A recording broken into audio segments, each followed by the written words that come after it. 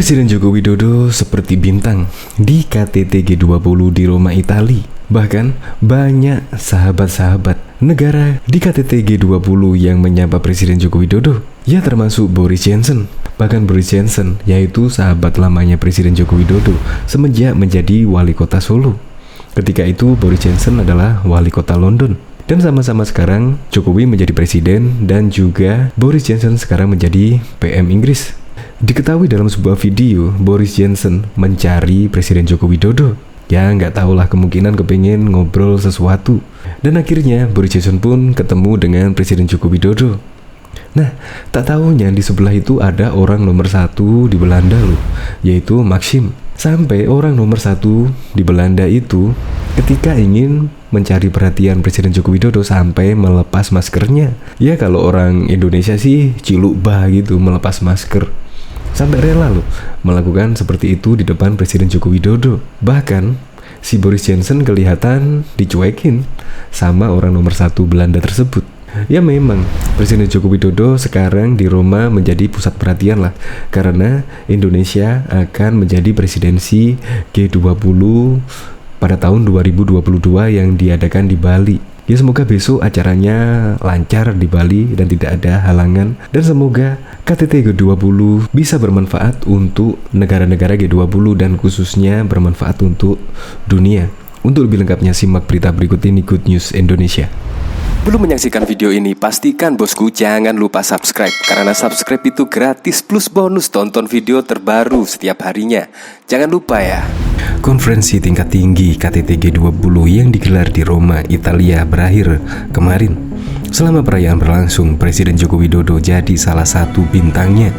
Selain resmi memegang tongkat presidensi G20 untuk 1 tahun ke depan, Jokowi juga jadi daya tarik pemimpin negara lain. Para pemimpin dunia antri ingin bertemu Jokowi. Selama 2 hari berlangsung, gelaran pertemuan pemimpin negara kelompok G20 ini berlangsung resmi dan formal. Setiap pertemuan disusun serba protokoler. Pemimpin negara A duduk di sebelah sini, sementara pemimpin negara B di sebelah sana. Pemimpin negara C bicara soal ini dan yang lain bicara soal itu. Semua teratur dan tertata. Protokoler ini sangat terasa saat para pemimpin negara datang ke tempat acara. Kedatangan mereka diatur sedemikian rupa selain agar tidak berbarengan, juga menunjukkan posisi negara tersebut. Selama perayaan berlangsung, Jokowi selalu ditempatkan dalam posisi spesial. Dalam sesi foto misalnya, Jokowi berdiri paling depan dan paling tengah, mendampingi PM Italia Mario Draghi selaku tuan rumah. Penempatan itu tak lepas dengan posisi Indonesia yang akan menjadi pemimpin G20 tahun depan. Di sela agenda inti yang serba formal itu, para pemimpin negara memanfaatkan waktu kosong dengan melakukan pertemuan bilateral. Selama 2 hari, Jokowi setidaknya melakukan 6 kali pertemuan bilateral, yakni pertemuan dengan Presiden Australia, Presiden Turki, Presiden Prancis, PM India, dan bos IMF. Pertemuan bilateral ini digelar sama formalnya. Tak semua acara dibikin formal, ada juga yang semi formal, seperti saat pertunjukan seni dan budaya pada malam hari pertama. Untunglah di sela-sela agenda rapat yang padat yang serba formal itu, ada jeda antar sesi yang dimanfaatkan para pemimpin negara untuk bersay hello, sekedar menanyakan kabar atau ngobrol topik-topik ringan. Presiden Jokowi juga terlihat memanfaatkan jeda antar sesi ini untuk mengobrol dengan PM Inggris Boris Johnson, Ratu Belanda Maxima, PM Australia Scott Morrison, PM Italia Mario Draghi, dan Presiden Korea Selatan Moon Jae-in. Mereka ngerumpi sebelum menikmati pertunjukan seni budaya yang digelar di Terme Diocleano, gedung kuno yang dibangun pada abad ketiga itu. Dalam foto yang diunggah Jokowi di Instagram miliknya, para pemimpin negara ini tampak asyik dan akrab saat mengobrol. Morrison dan Johnson bahkan tampak tertawa dalam rumpian itu. Keunikan lain tertangkap saat PM Johnson mencari-cari Jokowi sebelum merapat dan Ratu Maxima membuka masker untuk menarik perhatian Jokowi. Kedua momen tersebut antara lain tertangkap lewat kamera milik Rick Evers yang diunggah di akun YouTube Royal TV. Evers adalah jurnalis yang kerjanya merekam berbagai kegiatan keluarga kerajaan Belanda, terkhusus Ratu Maxima. Momen unik itu terjadi di awal pembukaan KTT G20, tepatnya saat sesi yang membahas soal ekonomi dan kesehatan global di Novula, Roma, Italia pada Sabtu 30 Oktober 2021. Sebelum rapat dimulai, Ratu Maxima yang menjadi perwakilan PBB sudah berada di tempat duduknya di sebelah PM Italia Mario Draghi. Setelah itu, kamera melihat kedatangan Johnson. Anak buahnya lalu menunjukkan lokasi tempat duduk delegasi Indonesia berada. Johnson ingin bertemu Jokowi. Keduanya memang sudah kenal lama sejak Jokowi jadi wali kota Solo dan Johnson wali kota London. Johnson pun bergegas menuju tempat duduk Jokowi. Namun, sosok yang dicari tidak ada.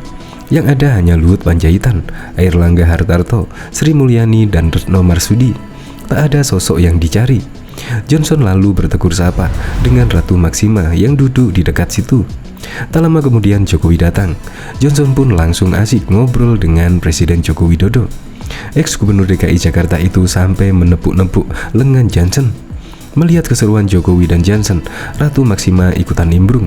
Namun mungkin karena saking serunya obrolan, Jokowi sampai lupa menyapa Ratu Maxima yang pernah berkunjung ke Indonesia itu. Tak mau kalah, Ratu Maxima menegur Jokowi dengan jenaka. Orang nomor 1 di Belanda itu sampai melepas maskernya dan ciluk bah, sambil melambaikan tangan layaknya sahabat yang baru bertemu lagi. Barulah Jokowi ngeh. Ia langsung menyalami Ratu Maxima dengan salam namaste. Jokowi pun tampak tertawa terpingkal-pingkal memohon maklum. Setelah itu, Ratu Maxima kembali ke tempat duduknya, sedangkan Jokowi meneruskan obrolannya dengan Johnson. Diketahui Ratu Belanda Maxima memuji aplikasi ojek online Indonesia, Gojek, dalam konferensi tingkat tinggi G20 di Roma, Italia pada Sabtu 30 Oktober 2021 yang lalu. Dalam sambutannya, Ratu Maxima mengungkapkan peran dari aplikasi ride hailing itu terhadap usaha kecil dan menengah UKM. Mengutip video yang dibagikan di kanal YouTube G20 Italia, Maxima mengatakan, tertinggalnya UKM dalam teknologi digital menyebabkan mereka kehilangan kesempatan. Maxima yang merupakan utusan khusus Perserikatan Bangsa-Bangsa untuk Inklusi Keuangan itu mengatakan, salah satu contoh yang menginspirasi bisa dilihat di Indonesia, yaitu Gojek. Gojek adalah aplikasi ride hailing yang menggunakan ekosistem digitalnya untuk menolong bisnis kecil mendigitalisasi manajemen penyimpanan, marketing, pembayaran, kredit, dan penjualan, ujarnya di acara yang juga dihadiri Presiden Joko Widodo itu. Maxima mengatakan, inovasi ini membuat UKM menjadi terkoneksi dengan dunia yang lebih besar. Banyak dari mereka yang membuat lompatan ke depan dan memperluas bisnis melampaui kehadiran fisiknya, kata Maxima melanjutkan. Maxima pun mengatakan, inovasi semacam ini membutuhkan akses yang luas di sumber daya digital publik, serta pengembangan kemampuan digital. Pada kesempatan tersebut, Maxim juga mengatakan bahwa digitalisasi membuat bisnis lebih efisien, serta membuat mereka bisa menangani masalah yang semakin besar terkait kekurangan tenaga kerja di banyak negara. Berdiri sejak 11 tahun yang lalu, Gojek mengungkapkan hingga saat ini aplikasi mereka sudah diunduh hingga 190 juta kali. Dalam konferensi pers virtual pada Rabu 27 Oktober 2021, CEO dan CEO founder Gojek, Kevin Alui, mengenang masa lalu saat Gojek masih beroperasi menggunakan call center memesan layanannya. Awal-awal Gojek itu belum ada aplikasinya, di mana konsumen kita harus menelepon ke call center. Kadang-kadang dapat, kadang-kadang tidak, kata Alvin. Menurut Kevin, saat itu mereka telah melihat potensi dan semangat yang sampai sekarang masih ada di Gojek untuk menjadi suatu perusahaan jauh lebih besar. Kevin mengatakan, layanan aplikasi mereka baru dimulai di 2015 dan terus berkembang hingga merambah ke beberapa negara Asia Tenggara seperti Vietnam dan Singapura. Kalau kami bayangkan pas zaman-zaman call center itu, kita tidak pernah punya mimpi sebesar ini. Ambisi ada, tapi mimpi untuk Gojek jadi seperti ini benar-benar di luar dugaan, ungkap Kevin.